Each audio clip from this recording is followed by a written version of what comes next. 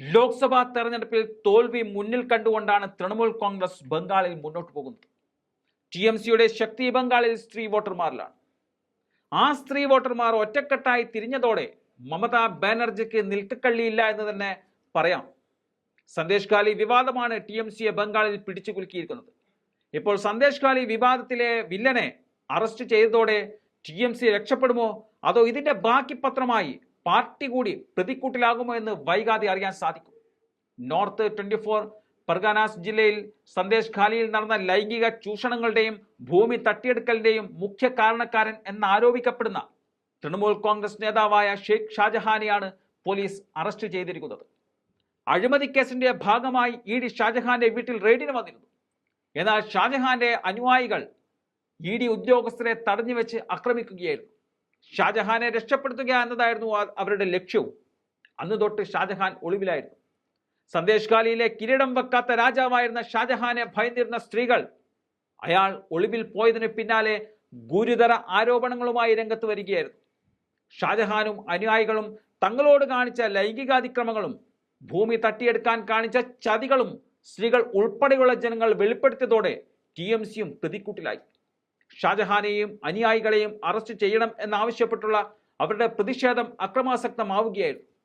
വിഷയം BJP രാഷ്ട്രീയ ആയുധമാക്കിയതോടെ സന്ദേശ് ഖാലി തൃണമൂൽ സർക്കാരിനെ പ്രതിരോധത്തിലാക്കി. ഹൈക്കോടതി വരെ ഇടപെട്ട വിഷയത്തിൽ മുന്നിൽ മറ്റു മാർഗങ്ങളില്ലെന്ന് മനസ്സിലായതോടെയാണ് 55 ദിവസങ്ങൾക്ക് ശേഷം ഷെയ്ഖ് ഷാജഹാനെ അറസ്റ്റ് ചെയ്തിരിക്കുന്നത്.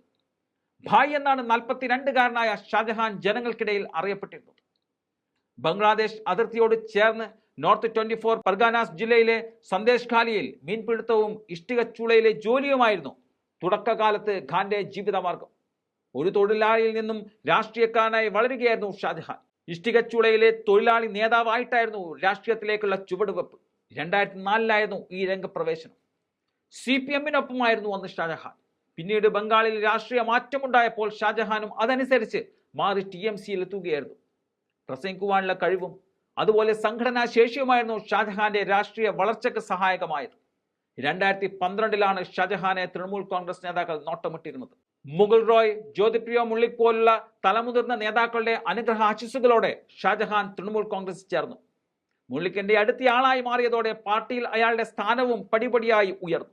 വൈകാതെ അയാൾ തൃണമൂലിന്റെ സന്ദേശ് ഖാലി യൂണിറ്റിന്റെ പ്രസിഡന്റായി സ്ഥാനമേറ്റു. കഴിഞ്ഞ വർഷം ജില്ലാ പരിഷത്ത് തെരഞ്ഞെടുപ്പിൽ വിജയിക്കുകയും ചെയ്തതോടെ ഷെയ്ഖ് ഷാജഹാൻ സന്ദേശ് ഖാലിയിലെ സർവാധികാരിയായി മാറുകയായിരുന്നു.